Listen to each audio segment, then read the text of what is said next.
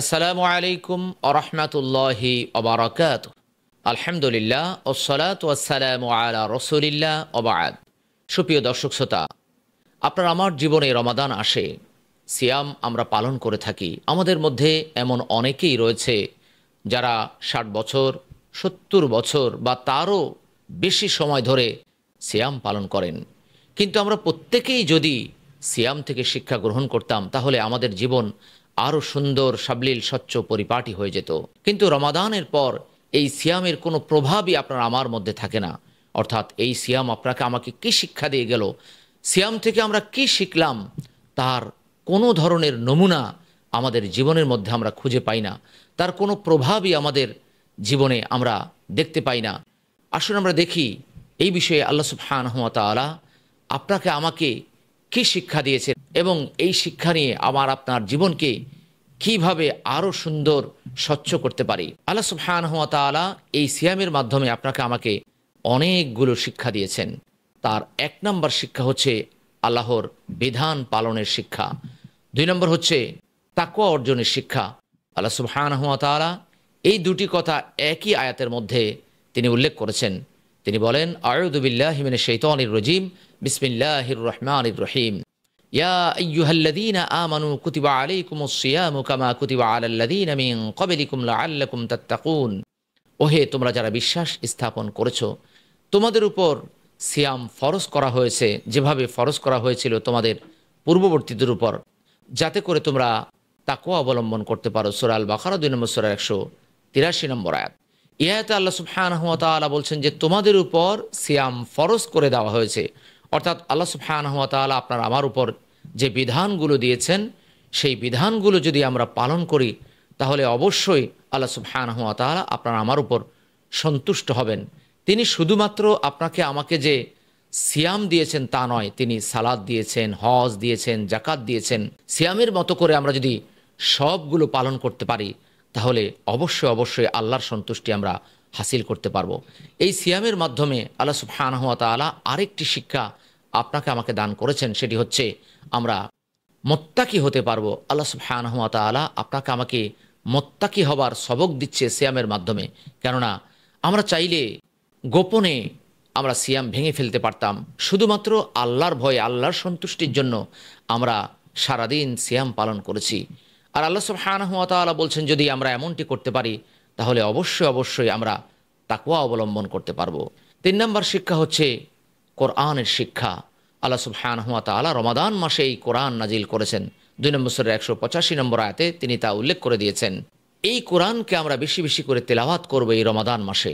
আল্লাহ সুবহানাহু ওয়া তাআলা বলেন, উতলু মা উহিয়া ইলাইকা মিনাল কিতাব, তোমার প্রতি যে কিতাব ওহী করা হয়েছে তা থেকে তুমি তেলাওয়াত করো। সূরা আল আনকাবুত ২৯ নম্বর সূরার ৪৫ নম্বর আয়াত। কোরআন শেখার শিক্ষা। আল্লাহ সুবহানাহু ওয়া তাআলা বলেন, মা কুনতা তাদরি মাল কিতাবু ওয়ালাল ঈমান, তুমি জানতে না কিতাব কি এবং ঈমান কি। ৪২ নম্বর সূরার ৫২ নম্বর আয়াত। অর্থাৎ নবী সাল্লাল্লাহু আলাইহি ওয়াসাল্লাম কিতাব সম্পর্কে, অর্থাৎ কোরআন সম্পর্কে, ঈমান সম্পর্কে তিনি কিছুই জানতেন না। আল্লাহ সুবহানাহু ওয়া তাআলাই তাকে জানিয়ে দিয়েছেন। কোরআন শেখানোর শিক্ষা। যেহেতু কোরআন এই রমাদান মাসে নাজিল হয়েছে, কোরআন শিক্ষা করার পাশাপাশি কোরআন আমরা অন্যকে শিখাবো। আল্লাহ সুবহানাহু ওয়া তাআলা বলেন, কামা আরসালনা ফীকুম রাসূলাম মিনকুম ইয়াতলু আলাইকুম আয়াতিনা ওয়া ইউযাক্কিকুম ওয়া ইউআল্লিমুকুমুল কিতাবা ওয়াল হিকমাতা ওয়া ইউআল্লিমুকুম মা লাম তাকুনু তা'লামুন। অর্থাৎ যেভাবে আমি তোমাদের মধ্যে একজন রাসূল প্রেরণ করেছি তোমাদের মধ্য থেকে, যে তোমাদের কাছে আমার আয়াতসমূহ তিলাওয়াত করে, তোমাদেরকে পবিত্র করে এবং কিতাব ও হিকমত শিক্ষা দেয়, আর তোমাদেরকে শিক্ষা দেয় এমন কিছু যা তোমরা জানতে না।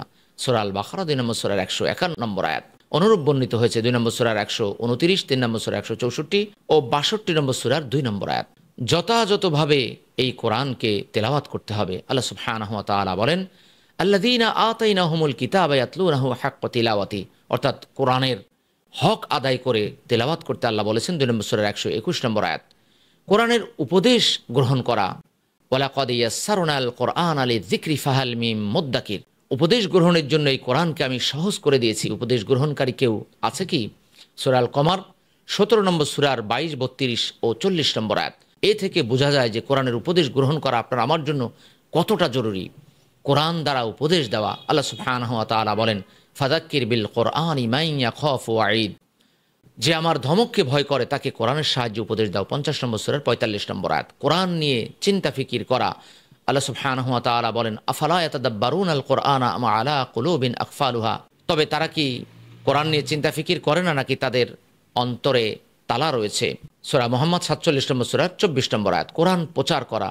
আল্লাহ সুবহানাহু ওয়া তাআলা বলেন, ইয়া আইয়ুহার রাসূলু বাল্লিগ মা উনজিলা ইলাইকা মির রাব্বিক, হে রাসূল, তোমার কাছে তোমার রবের পক্ষ থেকে যে বাণী এসেছে, যে ওহী এসেছে, তা মানুষের কাছে পৌঁছে দাও। সূরা আল মাইদা 5 নম্বর সূরা 67 নম্বর আয়াত। আল্লাহ বরকতময়, তাবারাকাল্লাযী নাযালাল ফুরকান, অর্থাৎ বরকতময় আল্লাহ যিনি নাজিল করেছেন ফুরকান, অর্থাৎ সত্য মিথ্যার পার্থক্যকারী কোরআন নাজিল করেছেন। 25 নম্বর সূরার 1 নম্বর আয়াত। আল্লাহ যেমন বরকতময়, তিনি নাজিলও করেছেন বরকতময় কিতাব। আর আমরা যদি এই কিতাবকে গ্রহণ করতে পারি তাহলে আমাদের জীবনেও বরকত নেমে আসবে। 6 নম্বর সূরার 92 নম্বর আয়াতে আল্লাহ তা উল্লেখ করে দিয়েছেন। যেই রাতে এই কোরআন নাজিল হয়েছে সেই রাতটিও বরকতময়। ইন্না আনজালনাহু ফি লাইলাতিম মুবারাকা, নিশ্চয় আমরা, অর্থাৎ আমি আল্লাহ নিজে একে, অর্থাৎ কোরআনকে নাজিল করেছি বরকতময় রাতে। 44 নম্বর সূরা দোখানের 3 নম্বর আয়াত। কোরআন যে শহরে নাজিল হয়েছে সেটাও বরকতময় একটি শহর। 3 নম্বর সূরা 96 নম্বর আয়াত। রাসূলুল্লাহ সাল্লাল্লাহু আলাইহি ওয়াসাল্লাম এই কোরআন সম্পর্কে মামলা দায়ের করবেন। অকালার রসুল ইয়া রব্বি ইন্না কওমি ইত্তাখাযু হাযাল কুরআনা মাহজুরা, রাসূলুল্লাহ সাল্লাল্লাহু আলাইহি ওয়াসাল্লাম বলবেন যে, হে আমার রব, আমার এই কওম, আমার জাতি এই কোরআনকে পরিত্যাজ্য জ্ঞান করেছে, পরিত্যাগ করেছে। সূরা ফুরকান 25 নম্বর সূরা 30 নম্বর আয়াত। অর্থাৎ এই রমাদান মাসে আপনাকে আমাকে এই কোরআন আঁকড়ে ধরতে হবে, বুঝে বুঝে পাঠ করতে হবে, কোরআন প্রচার প্রসার করতে হবে। আল্লাহ তাওফিক দান করুক। কোরআনের অনুসরণ করা। আল্লাহ সুবহানাহু ওয়া তাআলা বলেন, ইত্তাবিউ মা উনজিলা ইলাইকুম মির রাব্বিকুম ওয়া লা তাত্তাবিউ মিন দুনিহি আউলিয়া, তোমাদের প্রতি তোমাদের রবের পক্ষ থেকে যা নাজিল করা হয়েছে, অর্থাৎ যে কোরআন নাজিল করা হয়েছে তার অনুসরণ করো এবং তাকে ছাড়া অন্য অভিভাবকের অনুসরণ করো না। সূরা আল আরাফ 7 নম্বর সূরা 3 নম্বর আয়াত। হেদায়েতের শিক্ষা এই কোরআন আপনাকে আমাকে দেয়। শাহরু রমাদান আল্লাযী উনজিলা ফীহিল কুরআনু হুদাল লিন্নাস, অর্থাৎ রমাদান মাস যাতে নাজিল করা হয়েছে কোরআন, আর এটা মানব জাতির জন্য হেদায়াত স্বরূপ।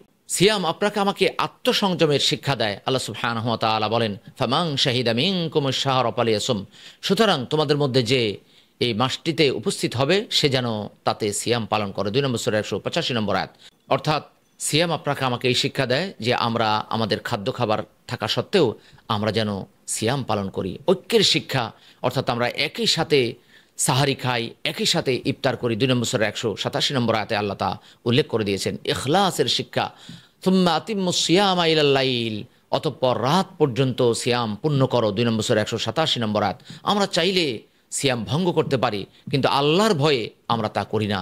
আল্লাহ সুবহানাহু ওয়া তাআলা বলেন, কুল ইন্না সলাতি ওয়া নুসুকি ওয়া মাহইয়ায়া ওয়া মামাতি লিল্লাহি রাব্বিল আলামিন, বলো নিশ্চয় আমার সালাত, আমার কুরবানি, আমার জীবন, আমার মরণ আল্লাহর জন্য, যিনি সকল সৃষ্টির রব। 6 নম্বর সূরা 162 নম্বর আয়াত। আল্লাহর নৈকট্য লাভের শিক্ষা। আল্লাহ সুবহানাহু ওয়া তাআলা বলেন, ওয়া ইযা সাআলাকা ইবাদি আন্নী ফাইন্নী করিব ইলা আখিরিল আয়া, আর যখন আমার বান্দাগণ তোমাকে আমার সম্পর্কে জিজ্ঞাসা করে তখন বলো, নিশ্চয় আমি নিকটে, আমি আহ্বানকারীর ডাকে সাড়া দিয়ে থাকি যখন সে আমাকে আহ্বান করে থাকে। সুতরাং তারা যেন আমার ডাকে সাড়া দেয় এবং ঈমান আনে, আশা করা যায় তারা সঠিক পথে চলবে। সূরা আল বাকারা 2 নম্বর সূরার 186 নম্বর আয়াত। অর্থাৎ এই রমাদান আপনাকে আমাকে অনেক কিছু শিক্ষা দেয়। যদি আমরা এই শিক্ষাগুলো গ্রহণ করতে পারি তাহলে আপনার আমার জীবনকে আমরা এই রমাদানের শিক্ষা দ্বারা সুন্দর, সাবলীল, স্বচ্ছ ও পরিপাটি করতে পারবো। আল্লাহ সুবহানাহু ওয়া তাআলা আপনাকে আমাকে সেই তৌফিক দান করুক। আমিন।